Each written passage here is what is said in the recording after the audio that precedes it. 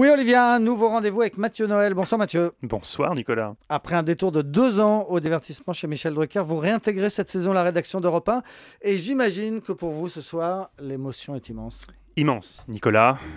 Si immense qu'elle appelle quasi automatiquement Pascal Obispo, une musique à la con de ce style. Car rejoindre l'équipe de l'info pour moi c'est une libération. Pensez bien qu'initialement j'étais arrivé dans cette maison avec une carte de presse, comme vous, et qu'en l'espace de 2 ans je suis passé de l'analyse de la politique internationale à celle de la discographie de Danny Briand. Exceptionnel. Obligé d'encenser le dernier album de Natacha Saint-Pierre. Exceptionnel. Ou encore de me prosterner devant Nana Mouskouri à chacune de ses venues. Nana Mouskouri est de retour. Soit en moyenne globalement une fois par mois. Vous voyez le calvaire. Alors, passer de Michel Drucker à Nicolas Poincaré peut-il être considéré comme une promotion ? Évidemment non. Mais si, on va dire que si quand même, c'est le début de l'année. Passer de Drucker à Poincaré, c'est un peu comme passer de Johnny Hallyday à Vincent Delerme. Hein. On gagne en densité intellectuelle ce qu'on perd en auditeur. Non, c'est une bonne chose pour ma carrière. Pour m'en convaincre, cet été, j'ai écouté en podcast le best-of des interviews de Nicolas Poincaré. J'ai été impressionné. La ligne est visiblement claire, pas d'invité people et des questions de fond. Et bonsoir Vanessa Paradis. Bonsoir. Vous dites vivons cachés, vivons heureux. Trop de promo tue la promo. Oui, finalement, la transition avec Drucker va peut-être s'avérer plus douce que prévu.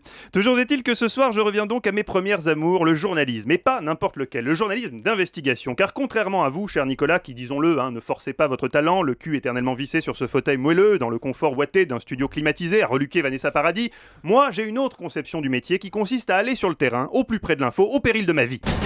Puisque ce week-end, j'étais à La Rochelle.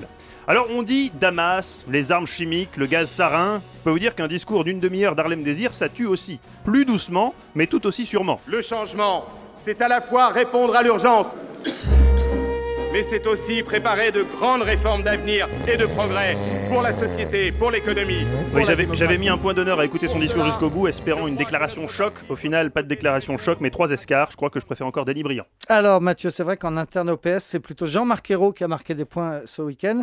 Ce qui n'empêche pas Harlem Désir de rester optimiste, comme le prouve son journal intime que vous vous êtes procuré. Effectivement, Nicolas, je l'ai piqué dans sa sacoche, je vous le livre tel quel, ou presque.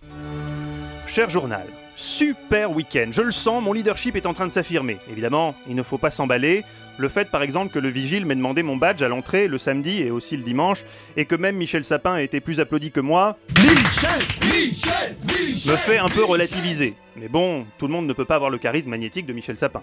Non, je sens que ça vient. La preuve, ce matin, j'ai tapé Harlem Désir sur Google et je suis désormais la 7e occurrence derrière Harlem Shake, Harlem Gospel Singers, Harlem Sécurité Gardiennage et les Harlem Globetrotters. Oui, peu à peu, je deviens incontournable, même si parfois j'ai encore des désillusions.